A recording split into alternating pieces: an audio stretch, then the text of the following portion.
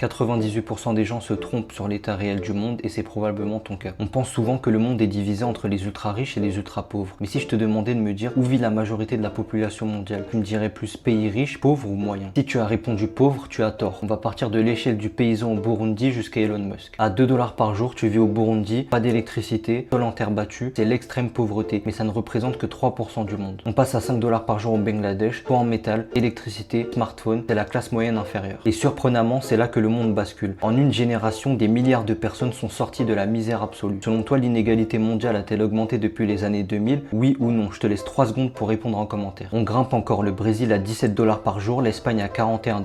On arrive maintenant au top 1%. Pour y être, il te faut juste un patrimoine d'1 million de dollars, c'est-à-dire 847 190 €. Et c'est là que le biais cognitif nous piège. On voit Elon Musk gagner 1300 $ par seconde et c'est là qu'on se dit que les inégalités explosent. Alors que la vérité est que les inégalités dans les pays augmentent, mais les inégalités entre les pays chutent drastiquement. Le monde ne devient pas plus pauvre, il devient plus moyen. Et comprendre ça, c'est comprendre où se situent les marchés de demain. Je documente mon parcours et les mécaniques business qui marchent vraiment. Alors abonne-toi pour ne pas rater la suite.